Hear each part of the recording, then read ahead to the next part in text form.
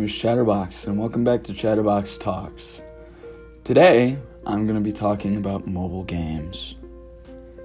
Minecraft, Fruit Ninja, Jetpack Joyride, Angry Birds, Temple Run, Cut the Rope. These are just a small handful of games that kids from the early 2000s grew up with, at the peak, arguably, of mobile gaming. In case you were unaware, I am an early 2000s kid. I grew up in the early 2000s. So I was exposed to a whole lot of mobile games back when they were really popular and when they were actually good. I grew up with the previously listed games as well as a few other games such as Mini Metro or Pixel Gun, Geometry Dash, and Kick the Buddy. I personally was introduced to mobile games by my mom, as a lot of people were, because when I was a kid I did not have a phone, and a few of my friends who had an iPad, and we would kind of just take turns playing random games on that. Because growing up, I wasn't really exposed to very many popular video games, so it was very exciting to be included in these little mobile games that we would all take turns playing. A really popular one for me and my best friend to play together was Kick the Buddy, where we would take turns beating the piss out of this tiny little rag doll, like the little sadistic fucks that us kids were. And we would take turns trying to beat high scores at Jetpack Joyride, or Temple Run, or Subway Surfers, just being competitive in that sense. And when Minecraft was introduced, that was a really big game changer for me, because right around the same time I got my first tablet, and I was able to play Minecraft with my buddies and with my other siblings. And back then it was also a very popular game. Everyone was playing Minecraft then. And right around the same time I found Pixel Gun, which was another game that me and a few of my friends would play together just because it was fun and it had Minecraft graphics, and we shot guns at each other like sadistic little monsters. It did not take a lot to entertain us. We were very simple back then because we were little kids. We liked something that was a little bit competitive. We liked something that was creative, something that was just simple enough that a little kid could enjoy it, but timeless in a way. Like Minecraft got really popular again a couple years ago because it's a timeless game. It's not specifically for little kids, and it's not specifically for adults. It's just something that you can enjoy no matter how old you are, which is, in my opinion, very important for a good game. And as I got older, mobile games stopped being quite as interesting, to put it simply. And as we've all gotten older, mobile games became less a part of what we do every day. But I personally have had a lot of fun revisiting old games that we played when we were younger. Like, during my freshman year of high school, I revisited a bunch of games like Pixel Gun and like Geometry Dash and whatever. I've always really enjoyed looking back through time at what I enjoyed as a kid, because that level of nostalgia is always fun. It's always funny to look at things that were more complicated than my tiny baby brain was capable of understanding back then and understanding it now. And as time has gone on, my standards for a game have been risen because I've played games other than just mobile games. However, mobile games specifically have really deteriorated over time. A newer game that I found that was really good was Mini Metro, and it was a very basic concept. You're just making little aesthetically pleasing train systems, and the goal is to go as long as you can without pissing off the people who use your train system. And it's a paid game, which is different than most of the other games that I've talked about so far, but it definitely is exemplary of a game that is fun and decent and newer. It's not brand new. I was 11 when it came out, so I guess it really depends on what your definition of new is.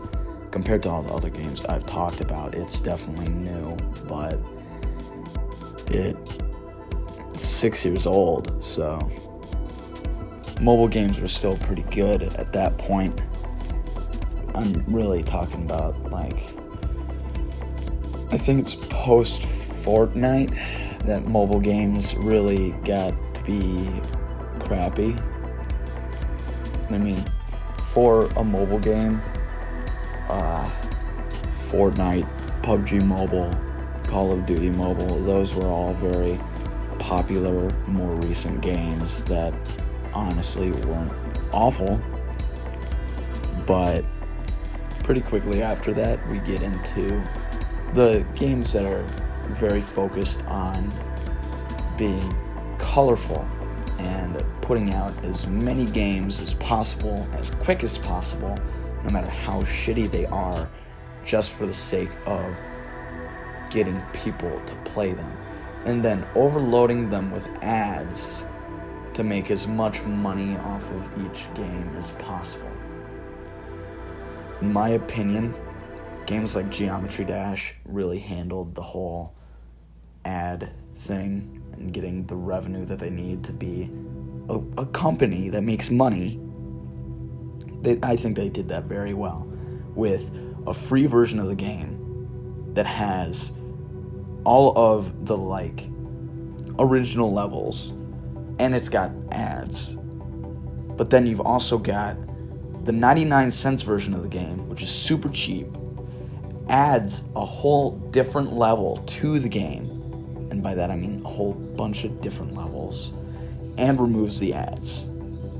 That, in my opinion, is a cheap way that a game can make a good amount of money off of a good game by dealing with their ads and with their gameplay in a smart way to make a premium level and a free level.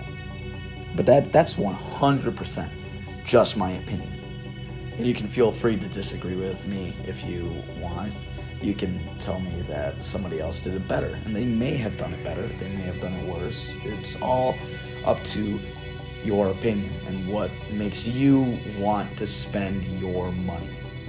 But I've had a few more recent games that looked interesting that I was like, hey, I'm willing to try this. This looks like it could be fun. And the ads are unbearable, and it's just asking you for your money at every turn. And it's in order for you to really enjoy the game, you have to cough up some money. And not even in a sense that is necessarily worth it, but in more of a pay-to-play kind of way. And, I mean, there are just some things that I'm willing to spend my money on and some things that I'm not, and that's just me.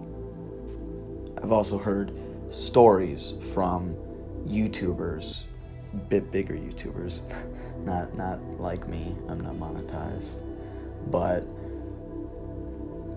YouTubers who make brand deals with mobile game companies. I haven't heard anything bad about Raid Shadow Legends, but or any bigger ones. I don't really know off the top of my head what mobile games these YouTubers have talked about, but they've just got a very toxic way about advertising their game. And that's also a really big part of it for me. I think that what's important in any game, not just a mobile game, I'm specifically referring to mobile games because it's a very easy example, because you've got all those games that, like, my generation specifically have held in super high regard from when we were kids, that have been timeless games that are still played by a lot of people today. And then you've got your more recent mobile games that are cheap, is the best way to put it, in my opinion. Just cheap. But I think that any game developing company should be kind and should be very straightforward and very honest about what they are providing, which is entertainment, and what all is in the game, and the quality that the game will be. And I personally think that the amount of ads, specifically in free games, should be a bit more honest. It shouldn't feel like you've got 80% ad and then 20% gameplay. It just feels dishonest, in my opinion. And again, that's not to say that all mobile games are still bad. Call of Duty Mobile is a really new mobile game that came out that I play occasionally. I think that it's very enjoyable, and I don't think that it's very ad heavy at all. And I think that it's got, that good classic Call of Duty gameplay that people like. And I mean, obviously it's got the Battle Royale mode, but that's just because Battle Royales have been very popular for the past few years. But that'll be all from me for now.